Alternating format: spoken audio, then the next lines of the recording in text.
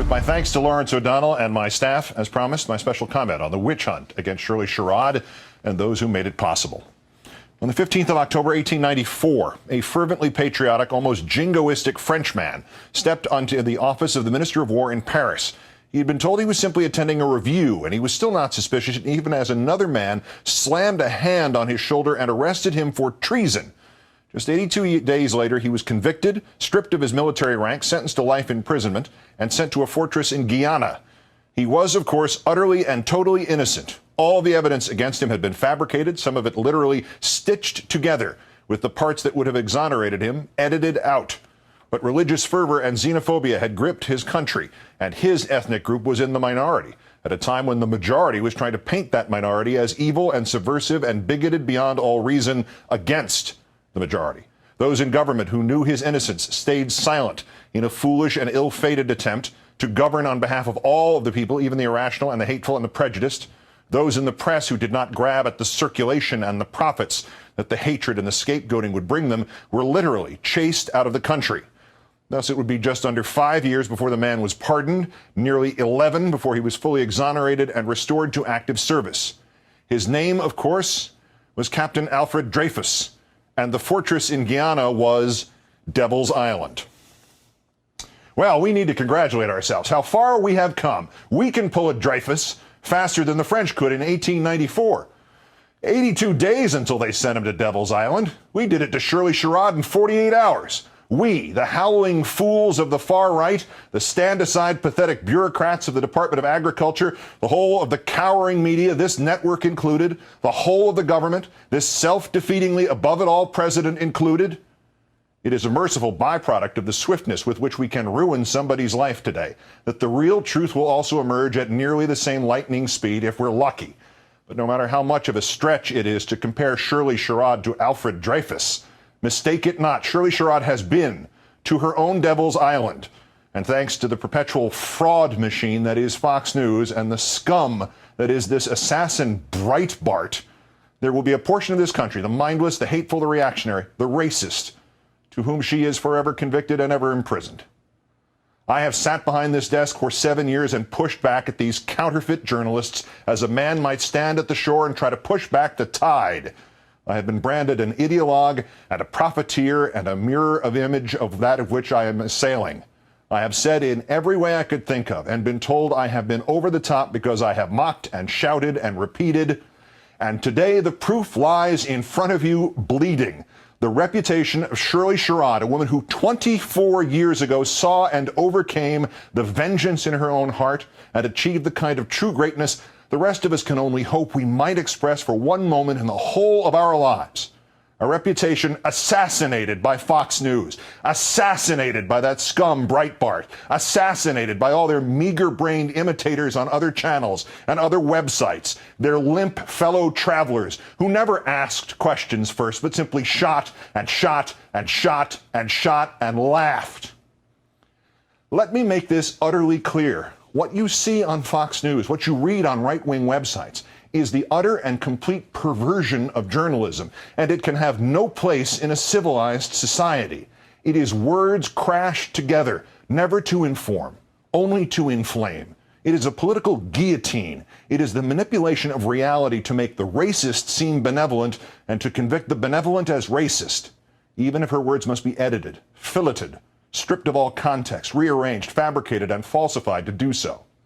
What you see on Fox News, what you read on right-wing websites, is a manipulation, not just of a story, not just on behalf of a political philosophy, manipulation of a society. It's intentional redirection from reality and progress to a paranoid delusion and the fomenting of hatred of Americans by Americans. And nearly every last word of it is never, in any tangible sense, true. Ask Shirley Sherrod. But this evil has not become institutionalized just because of the hard, soulless work of Rupert Murdoch and Roger Ailes and the scum Breitbart. Our society has not bought into the premise of this 24-hour parade of feces dressed up as news just because of a clever marketing plan. The assassins of the right have been enabled on the left. The apologies are nice. They provide a thin line of self-respect, but only a thin one. The legitimate media did not first look at the whole videotape. We didn't first ask if the doctored clip perverted by the scum Breitbart did not seem to be leading up to a however. We didn't even today, when even this network let this pornographer of propaganda Breitbart come on and spew his lies and his venom and his fraudulent, obviously false self-defense like a quack doctor attending a life or death surgery. We didn't once consider the source. We are appalled by her actions, said the head of the NAACP. She mistreated a white farmer in need of assistance because of his race. Benjamin Jealous didn't first look at the whole videotape, didn't first ask the farmer if, as proved true, Ms. Sherrod had saved his farm. We have been working to turn the page on the sordid civil rights record at USDA, said the Secretary of Agriculture. This controversy could make it more difficult to move forward on correcting injustices. Tom Vilsack didn't first look at the whole videotape, didn't first ask if the event took place when Ms. Sherrod worked for USDA and not 24 years ago when she didn't. We could have waited all day. We could have had a media circus, said the Deputy Chief of Staff at the White House. But we took decisive action, and it's a good example of how to respond in this atmosphere. Jim Messina didn't first look at the whole videotape, didn't first ask if the decisive action might have really been like sending Dreyfus to Devil's Island. It's a good example of how to respond in this atmosphere. This atmosphere. This atmosphere exists because the people around him have let this president be dumbed down. The question used to be, fired up, and the rhetorical answer, ready to go.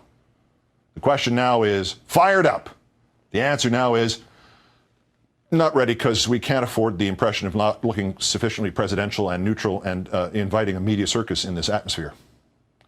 To paraphrase President Reagan's Secretary of the Interior, James Watt, Mr. Messina, Mr. Emanuel, everybody else in this White House who's gradually remodeling this president into something generic and safe and electable in 2012 by the slimmest of margins on the strength of being as media circus free and better suited to this atmosphere as possible.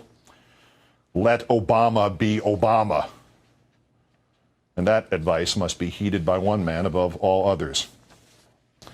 Can you give us specifically some things that he said that would help us? Mr. Gibbs was asked at this afternoon's press briefing. Well, again, Mr. Gibbs replied, I think he talked about the fact that a disservice had been done here and an injustice had happened. He was quoting you, Mr. President. Fired up, a disservice has been done. Fired up, an injustice had happened.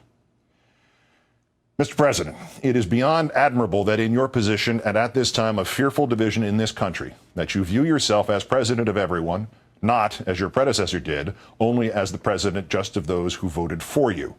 But you must, at long last, sir, come to terms with the fact that while you have spent these first 18 months and one day of your presidency bending over backwards for these other people, they have spent this same time insisting you are not actually president, or you are a communist, or you are bent on destroying whatever is starring this week in the paranoid fantasies churned out by Fox News and the farcical Breitbart.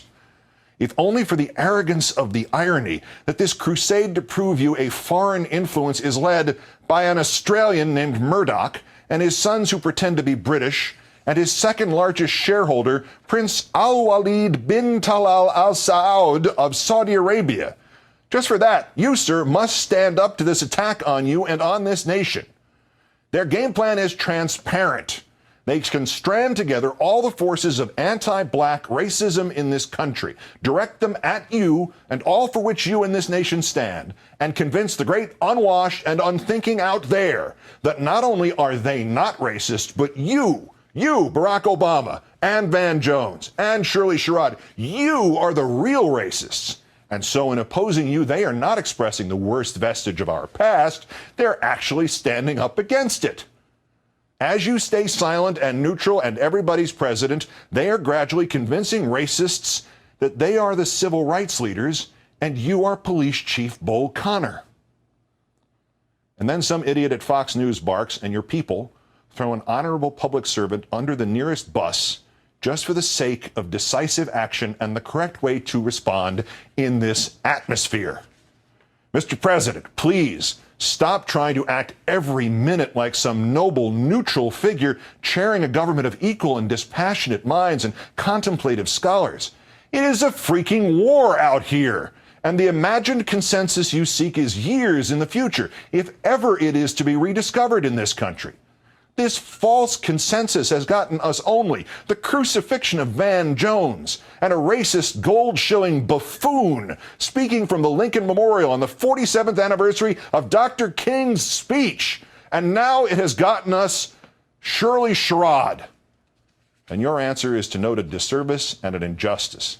Sir, get a copy of the Michael Douglas movie, The American President. When you get to the line where he says, "I was so busy keeping my job, I forgot to do my job," hit the rewind button 20 times. Fired up? Fired up? Anybody? Anybody?